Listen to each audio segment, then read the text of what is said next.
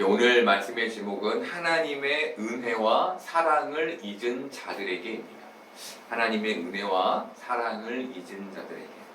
은혜와 사랑이라는 말은 바울이 자주 사용하는 말입니다.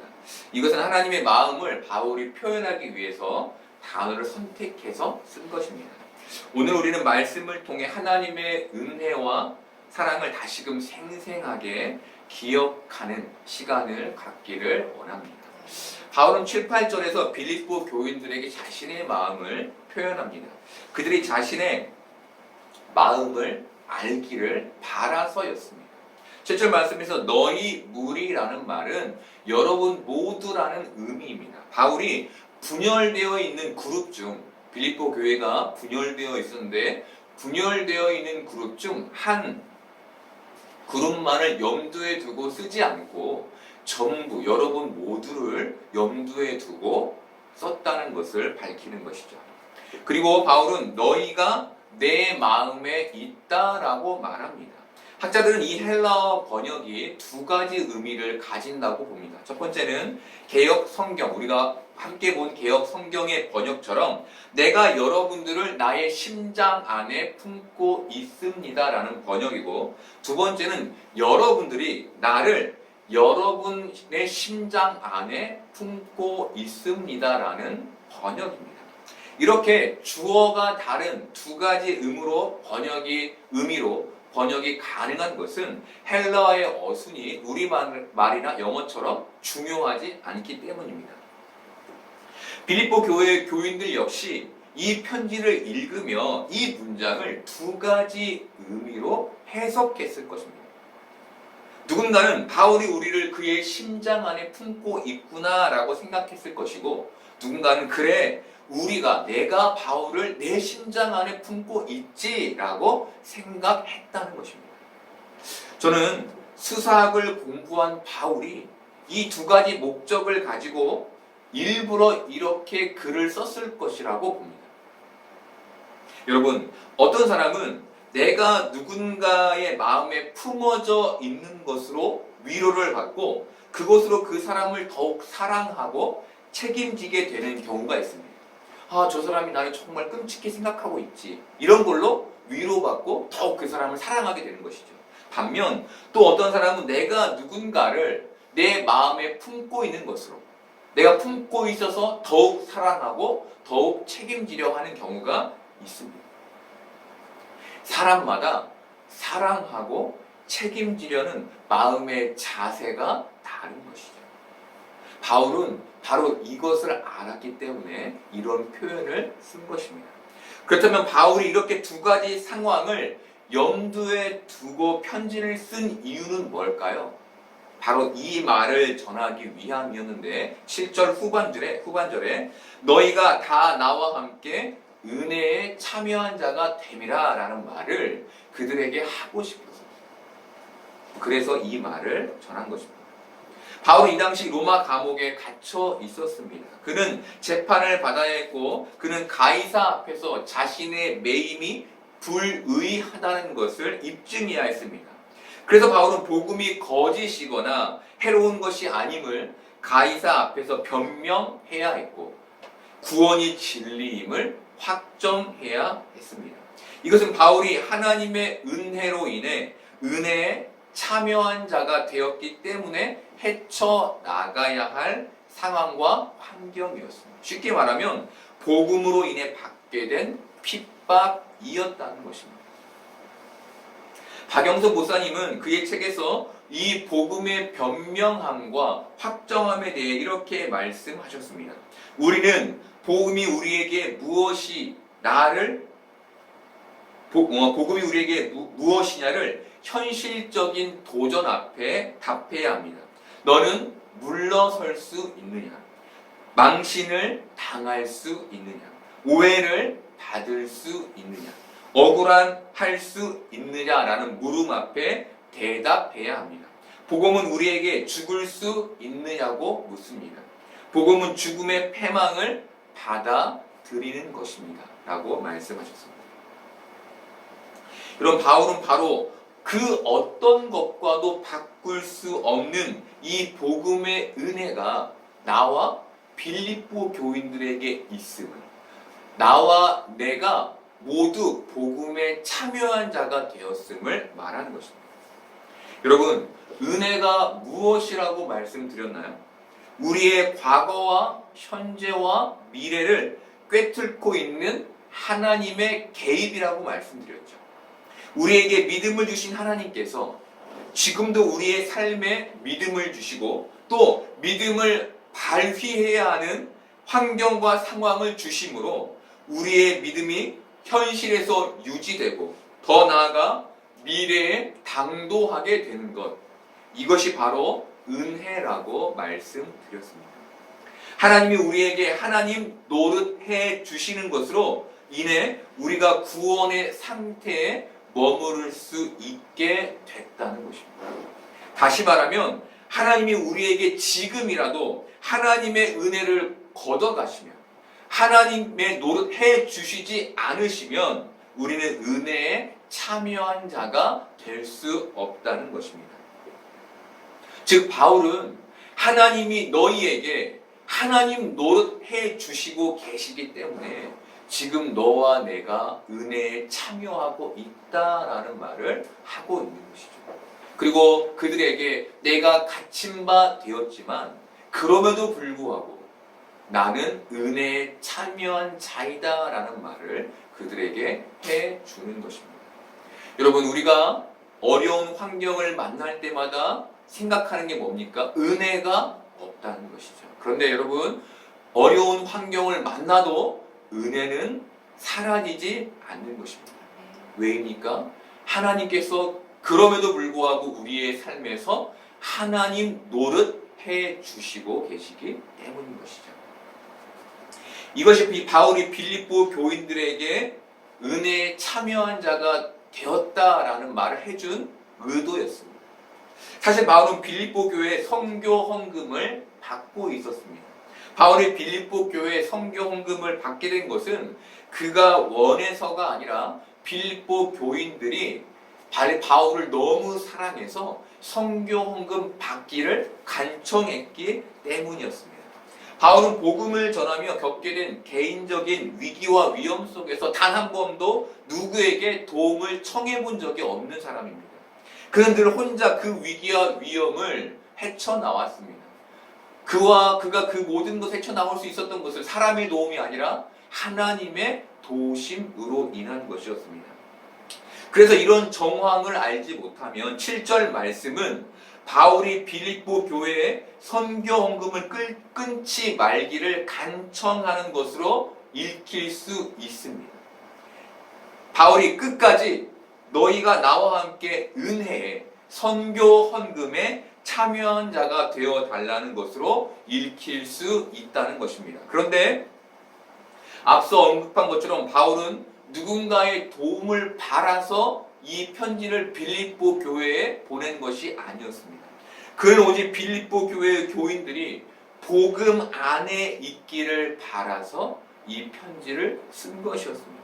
다시 말하면 자신의 사역을 위한 수단으로 선교 헌금을 받으려는 목적으로가 아닌 복음의 순수성으로 이 편지를 썼다는 것입니다. 여러분, 이 복음의 순수성은 굉장히 우리의 삶에 중요합니다.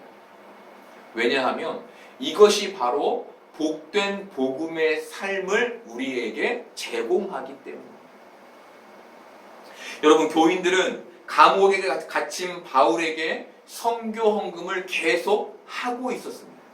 그들은 바울이 감옥에 갇혔음에도 불구하고 그 바울의 사역을 지지했던 것입니다. 분명 그가 감옥에 갇힌 것으로 인해 그를 사기꾼이나 이단으로 의심할 수 있었고 그가 전한 복음도 헛된 것으로 여길 수 있었지만 이들이 그렇게 하지 않은 것입니다. 그들이 그 가난함 중에도 복음을 전하는 은혜에 참여한 것입니다. 그들 안에 있는 하나님이 하나님 노릇해 주시는 것으로 인해 그들이 그 빈곤과 궁핍 속에서도 바울의 선교헌금을 보내며 은혜에 참여한 자가 되기를 소망한 것이죠.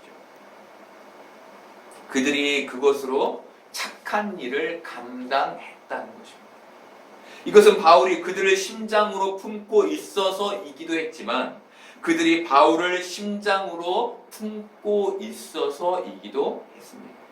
여러분, 저는 이 관계가 저와 여러분의 관계가 되어야 한다고 생각합니다. TV를 틀면 나오는 유명한 목사님과 여러분들이 그런 관계에 있는 것이 아니라 지금 설교를 하는 저와 설교를 듣는 여러분들, 기쁨나무 교회의 교인들인 여러분들, 제가 여러분들을 심장으로 사랑하고 여러분이 저를 심장으로 사랑하는 그 관계가 맺어져야 한다고 저는 생각합니다. 여러분, 죄송하지만 다른 기타의 많은 매체들에서 하는 설교보다 지금 제가 하는 설교를 잘 들었으면 좋겠습니다. 그리고 우리가 그런 관계 안에 서로를 사랑하기를 바랍니다.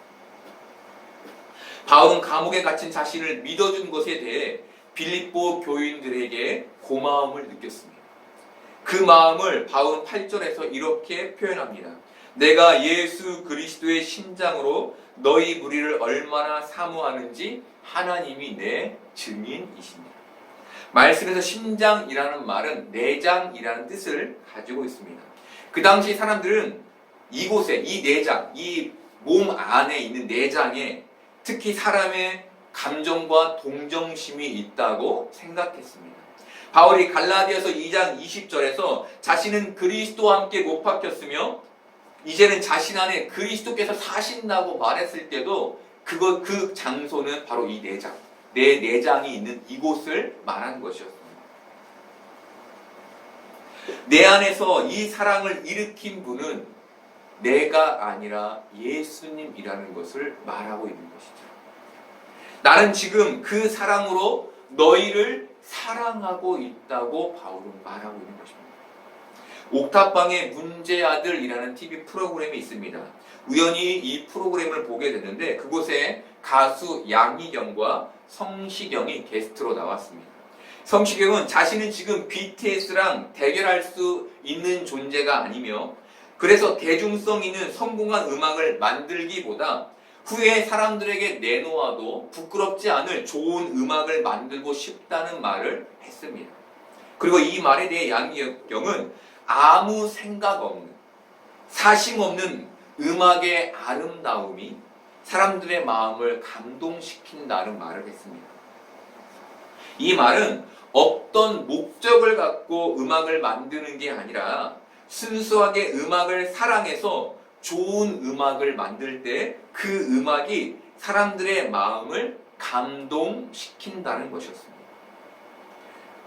저는 이 말을 들으며 40년간 음악을 한 이 양희경의 말을 들으며 동감하게 됐습니다. 우리는 성공하고 싶어 합니다. 이름을 날리고 싶어 합니다. 나라는 사람을 알리고 싶어 합니다. 세상은 그렇습니다. 그래서 순수함을 잃어버리게 됩니다.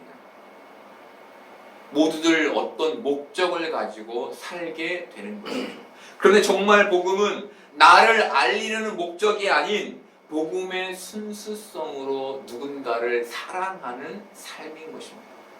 제가 이 자리에서 말씀을 전하는데 여러분을 순수하게 사랑하여 말씀을 전합니다.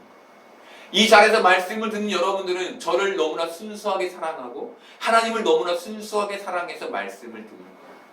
그것이 진짜 복음의 은혜이며 삶이라는 것입니다.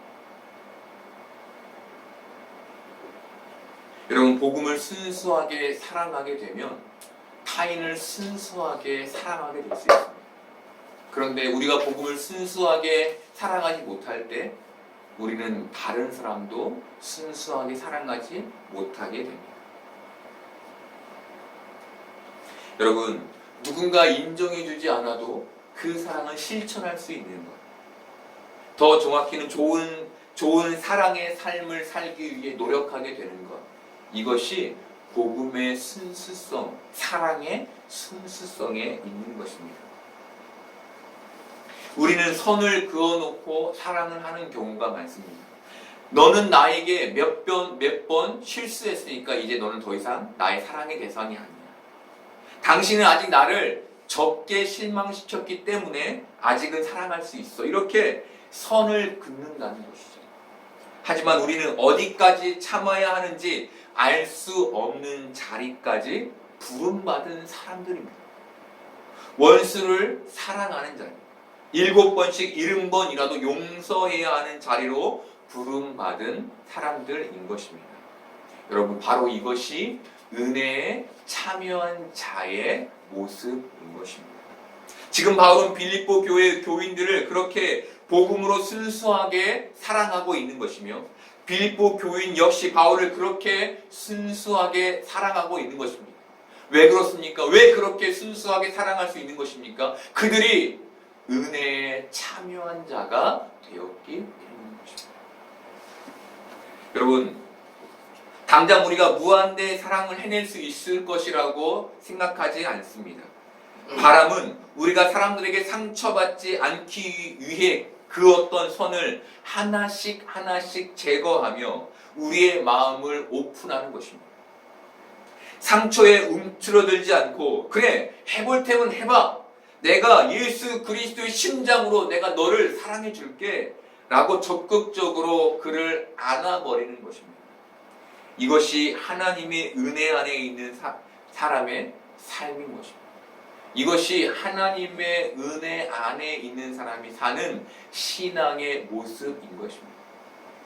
여러분들이 그런 신앙의 모습을 가져갈 수 있기를 바랍니다. 이제 바울은 9절부터 11절까지 기도의 바람을 적습니다. 그가 처음 바랐던 것은 하나님께서 너희 사랑을 지식과 모든 총명으로 점점 더 풍성하게 하시는 것이었습니다. 지식은 보편적인 윤리를 말합니다. 하지만 총명은 깊은 통찰력과 분별력을 말합니다. 예를 들면 우리는 누군가 어려운 상황에 빠졌을 때 그를 돕는 누군가를 보며 잘했다 칭찬합니다. 우리가 이것을 보며 칭찬하는 이유는 이것이 보편적인 윤리이기 때문입니다. 바로 이것이 바울이 말한 지식인 것입니다. 하지만 어느 순간에는 내가 누군가를 도울 때 그 도움이 그 당사자에게 부끄러움을 주게 되는 경우도 있습니다.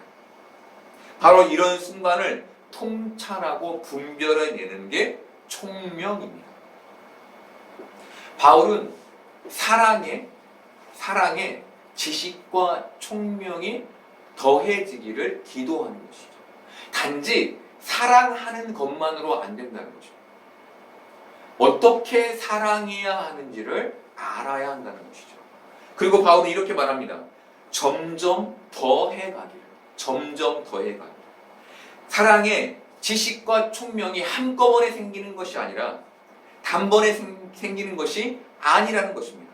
누군가를 사랑하고 그 사랑을 지속시켜 가며 겪게 되는 수많은 경험들이 쌓여서 진짜 사랑을 하게 된다는 것이죠.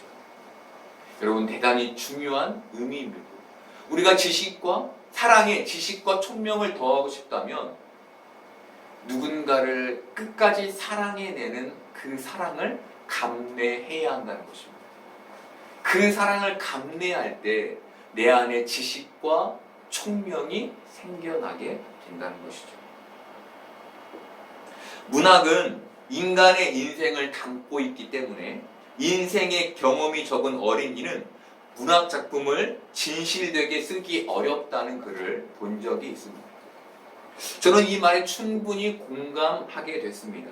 저는 20대에 가졌던 어른들에 대한 반항과 저항을 현재 굉장히 많이 수정했습니다. 왜냐하면 살아보니 인생이 결코 쉽지 않음을 경험하게 되었고 원리와 원칙으로 되지 않는 많은 인들을 만나게 되며 당황하게 됐던 적도 많았기 때문입니다. 그리고 저는 이것이 곧 사랑이 넓어진 것이라는 것을 알게 됐습니다. 제 이해의 폭이 넓어지고 제 수용의 폭이 넓어지며 그것이 제 사랑의 폭이 넓어진 것임을 알게 된 것이죠. 여러분, 바로 이것이 우리가 감내해야 할 사랑의 모습인 것입니다. 하지만 그때나 지금이나 변하지 않은 한 가지 생각은 있습니다. 그것은 훌륭한 어른이 되려면 겸손과 책임감을 가져야 한다는 것입니다. 이렇게 인생에서 늘 겸손하고 책임지려는 것이 훌륭한 어른이 되는 모습이듯 예수 그리스도의 심장으로 사람을 사랑하려는 그 마음을 갖는 것. 이것이 훌륭한 신앙의 모습인 것입니다. 아직은 작지만 점점 더 그것이 커지게 되는 것. 그렇게 그 모습으로 살아내려고 애쓰는 것. 그것이 훌륭한 신앙인이 갖는 모습이라는 것입니다. 그런데 현재 교회를 보며 안타까운 것이 있습니다. 그것은 어른이 될수록 점점 그 모습이 작아지고 줄어든다는 것입니다. 조그만 것에 더 예민해지고 용납하지 못하게 된다는 것입니다. 여러분, 왜 그럴까요? 그것은 우리의 마음밭이 기경되지 못해서입니다. 마태복음 13장을 보면 예수님께서 4가지 비유의 말씀을 해주십니다. 첫 번째는 길가밭이고, 두 번째는 돌밭이고, 세 번째는 가시떨기밭이고, 네 번째는 옥토밭입니다. 이 말씀을 예수님은 바리새인들에게 해주셨습니다. 바리새인들은 율법, 말씀을 정확하게 지키려고 노력했던 사람들입니다. 그런데 그들에게 너의 마음밭이 이 4가지 중에 어떠냐라는 말을 그들에게 하신 것이죠. 그 중에 길가밭은 사람들이 하도 많이 걸어서 길이 된, 그래서 씨를 뿌렸을 때 그 씨가 뿌리 내리지 못해서 새들이 와서 먹어버리는 그런 땅이었습니다. 여러분, 그렇게 단단해져 버린 마음이 우리 마음이라면, 지금 이렇게 예배를 드리고 있지만 우리의 마음이 길가밭이라면 우리가 이것을 어떻게 해야 할까요? 기경해야 하는 것이죠. 그렇다면 기경을 어떻게 할 수 있을까요? 하나님의 사랑을 확인할 때 가능합니다.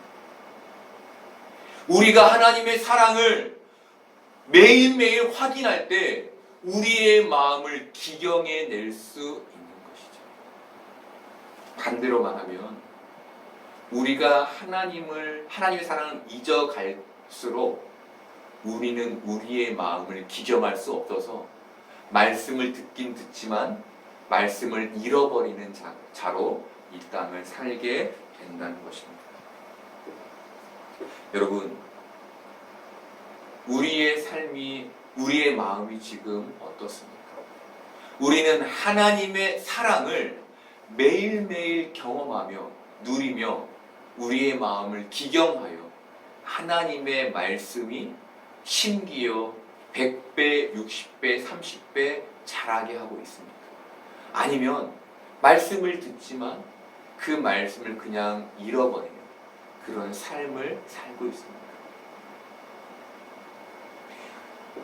예수님께서는 우리에게 사랑하라고 말씀하셨습니다. 그 말씀을 지켜내기 위해 우리가 훌륭한 신앙인이 되기 위해 필요한 것이 바로 우리의 마음을 기경하는 작업인 것입니다. 그렇다면 왜 바울은 지식과 총명이 그들에게 풍성하게 되기를 기도한 걸까요? 그 이유가 11절에 나옵니다. 너희로 지극히 선한 것을 분별하며 또 진실하여 허물 없이 그리스도의 날까지 이루고 예수 그리스도로 말미암아 의의 열매가 가득하여 하나님의 영광과 찬송이 되기를 원하노라. 바울은 그들이 지극히 선한 것을 분별하기를 바랐습니다. 지극히 선한 것을 분별한다는 것은 나의 생각과 전혀 다른 결론에 대해 내가 인정하는 것을 말합니다. 나와 내가 다른데 그 다름 속에서 상대방이 옳다고 증명됐을 때 나의 의견을 굽힐 수 있는 것을 말하는 것입니다. 여러분, 나이가 들수록 자신의 의견을 굽히는 게 쉽지 않습니다. 말하면서 자신이 틀린 것을 압니다. 알지만 자신의 의견을 굽히는 건 쉽지 않습니다. 왜입니까? 자존심 때문입니다. 나의 생각과 의견이 지금까지 내가 살아온 인생인데 이걸 굽히면 내 인생이 묵살당하는 것처럼 느끼는 것이죠. 그래서 고집을 부리는 것입니다. 하지만 나와 다른 의견을 수용한다고 해서 내 인생이 송두리째 묵살당하는 것은 아닙니다. 그것은 내 느낌일 뿐입니다. 오히려 사람들은 그런 사람을 보며 존경심을 갖습니다. 여러분, 나와 다른 생각을 가진 사람의 말이 옳을 때 나의 생각을 굽힐 수 있기를 바랍니다. 그것이 바로 지극히 선한 것을 분별하는 것입니다.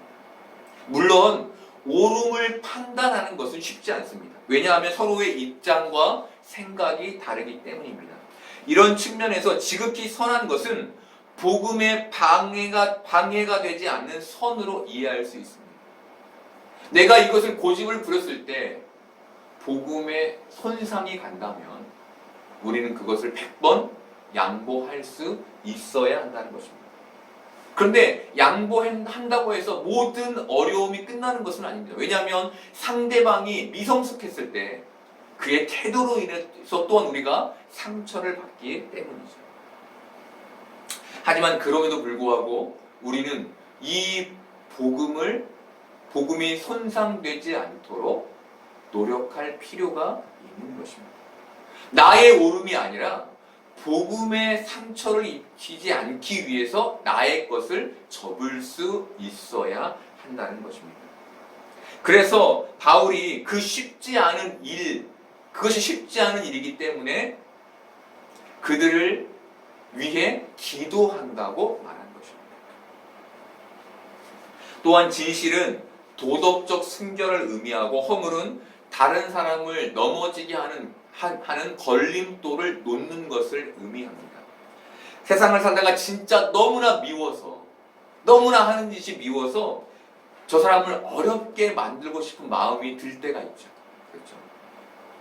그래서 그 앞에 걸림돌을 놓아서 그가 좀 넘어졌으면 좋겠다라고 생각될 때가 있는데 그 걸림돌을 놓지 않는 것, 그것이 허물 없음인 것입니다. 바울은 분열되어 있는 빌립보 교회의 교인들이 도덕과 허물 없음 앞에 있기를 바라는 것이죠. 여러분, 이건 똑같이 우리에게도 요구되는 것입니다.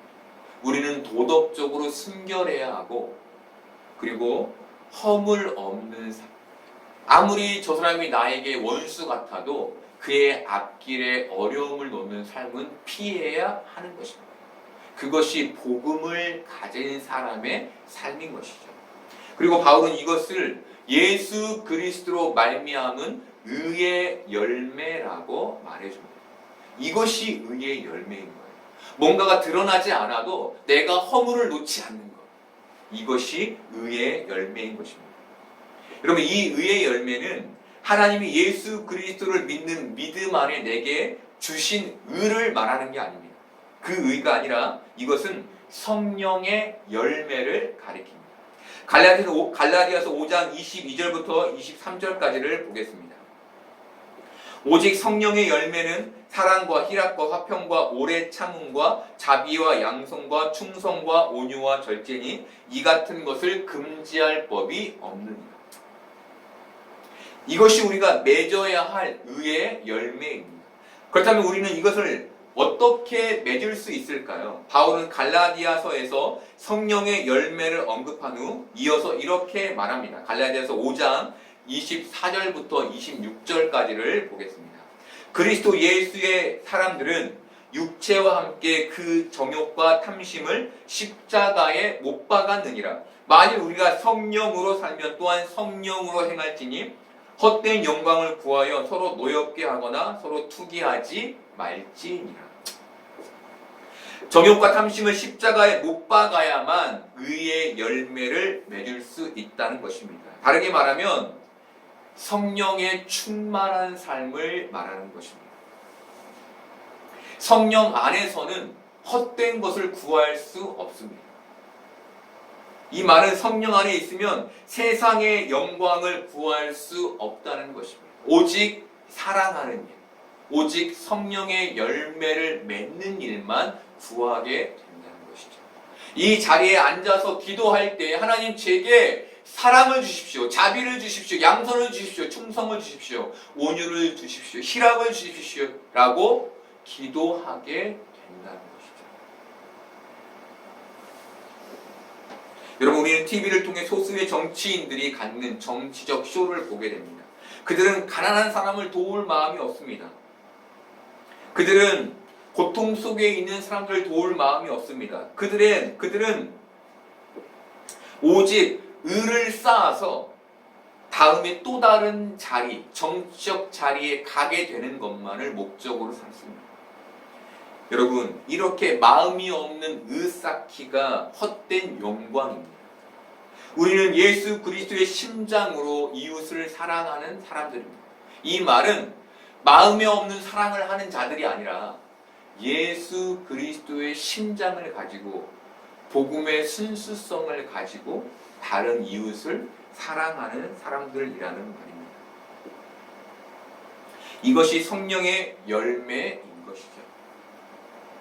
바울은 빌립보 교회 교인들에게 의의 열매가 가득하여 하나님의 영광과 찬송이 되기를 원한다고 말합니다. 이 말은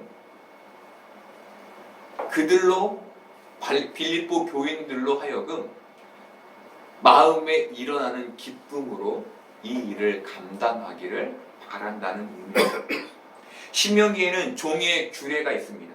주인은 희년이 되는 7년째 해에 자신이 데리고 있는 종을 놔 주어야 했습니다. 그런데 종이 주인을 너무 사랑하여 주인과 함께 하기를 원하면 송곳을 가져다가 그의 귀를 문에 대고 뚫으면 그가 영원히 주인의 종이 될 수 있었습니다. 그 종은 영원히 주인과 함께 할 수 있게 됐던 것입니다. 여러분, 우리는 예수 그리스도의 종입니다. 우리는 하나님의 종입니다. 그러면 기꺼이 그분을 위해 살아야 하는 것입니다. 이것이 지금 바울이 말하는 의의 열매가 가득하여의 의미이며 그것으로 하나님의 영광과 찬송이 되기를 원한다는 말의 의미인 것입니다.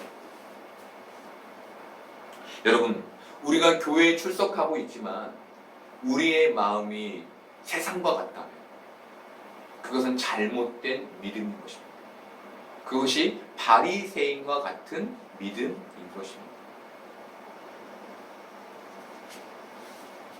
여러분, 그렇다면 우리가 정말 하나님의 종이 되어 기꺼이 그분을 위해 살아가려면 무엇이 필요할까요?